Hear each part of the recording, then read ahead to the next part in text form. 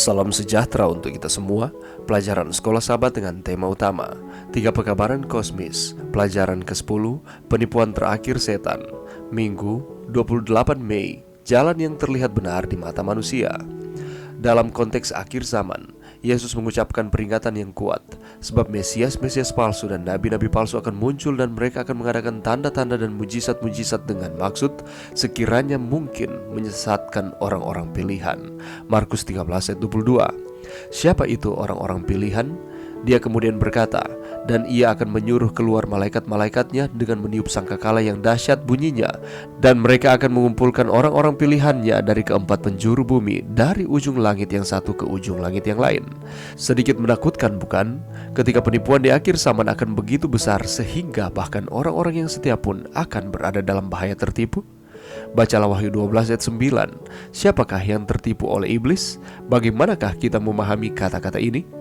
Jelas, Tuhan akan memiliki beberapa orang yang setia di hari-hari terakhir, seperti yang telah Dia miliki selama berabad-abad. Namun, kata-kata di sini menunjukkan betapa luasnya penipuan setan sebenarnya. Bacalah Amsal 14 ayat 12. Peringatan kuat apakah yang disajikan di sini? Orang sering diberitahu untuk mengikuti hati nurani mereka sendiri, untuk menentukan sendiri apa yang benar atau salah, baik atau jahat, dan kemudian hidup sesuai dengan itu. Tetapi kitab suci mengatakan bahwa kita semua adalah orang berdosa, semuanya rusak, dan dengan demikian mempercayai perasaan kita sendiri hampir merupakan cara yang pasti untuk cepat atau lambat salah, dan bahkan untuk berbuat salah. Banyak kejahatan telah dilakukan selama berabad-abad oleh orang-orang yang benar-benar yakin akan kebenaran tujuan mereka. Artinya, mereka mengikuti jalan yang tampaknya benar bagi mereka.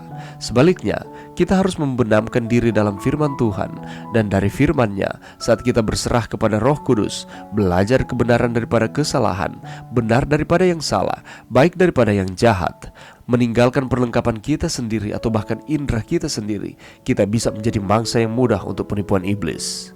Pikirkan contoh-contoh orang yang telah bertindak berdasarkan apa yang mereka yakini benar, atau bahkan apa yang mereka yakini sebagai kehendak Tuhan, tetapi telah melakukan hal-hal jahat. Apa yang bisa kita pelajari dari peristiwa tragis ini? Pelajaran yang bisa kita dapatkan pada saat ini, mari kita lihat di dalam Amsal 16 ayat 25. Firman Tuhan menyatakan, ada jalan yang disangka lurus, tetapi ujungnya menuju maut.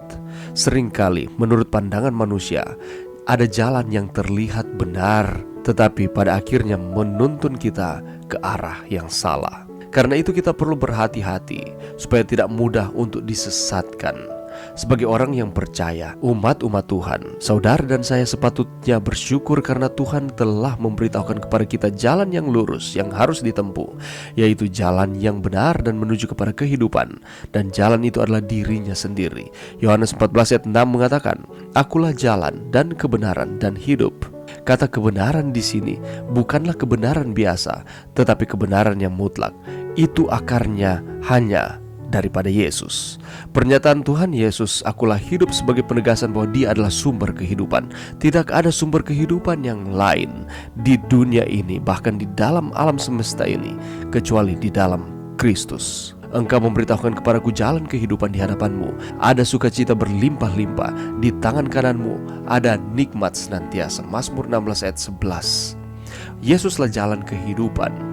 Di tengah-tengah ketidakpastian akan dunia ini, Yesus memberi hidup, dan Dia mengarahkan kehidupan kita untuk terus ada di dalam Tuhan. Di tengah dunia yang jahat ini, kita tak akan luput dari kehidupan yang diwarnai dengan persoalan dan pergumulan-pergumulan yang berat. Namun bila kita mau datang kepada Tuhan, kita pasti akan mendapatkan jalan keluar yang terbaik, dan itu hanya melalui Yesus.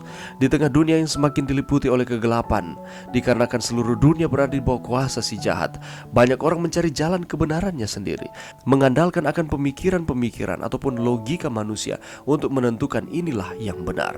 Tetapi patokan yang aman untuk kita dapat mengetahui kebenaran itu ada di dalam firman Tuhan. Manusia sering diberitahu untuk mengikuti hati nurani mereka sendiri, untuk menentukan sendiri apa yang benar atau salah, baik atau jahat, dan kemudian hidup sesuai dengan itu, hanya berdasarkan akan pemikiran-pemikiran sendiri. Tetapi janganlah kita seperti itu. Tetapi yang harus kita lakukan adalah bergantunglah sepenuhnya kepada Allah di dalam setiap kehidupan kita. Janganlah hanya mengandalkan akan logika atau pemikiran-pemikiran kita, bahkan perasaan-perasaan kita saja.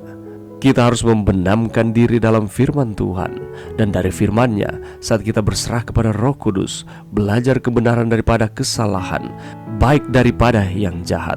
Apabila kita terlepas daripada tuntunan maupun pemeliharaan Allah, maka kita bisa menjadi mangsa yang mudah untuk penipuan iblis. Itulah sebabnya hanya Tuhan Yesuslah satu-satunya jalan menuju kepada kehidupan yang kekal. Janganlah kita hanya mengandalkan akan kemampuan-kemampuan kita sendiri, terlepas daripada tuntunan Tuhan, tetapi jadikanlah Kristus yang terutama di dalam kehidupan kita. Mempelajari akan firman-Nya, menghidupkannya di dalam kehidupan kita setiap hari, sehingga kita akan terus dituntun Tuhan di dalam setiap kehidupan kita di dunia ini. Mari berdoa. Terima kasih Tuhan atas firman-Mu pada saat ini. Bantu kami Tuhan untuk tidak hanya mengandalkan akan pemikiran-pemikiran kami terlepas daripada Tuhan, tetapi kami mau melibatkan Tuhan di dalam setiap pengambilan keputusan kami, karena Allah lah pemilik kehidupan kami. Ini doa kami Tuhan, di dalam nama Yesus kami sudah berdoa. Amin.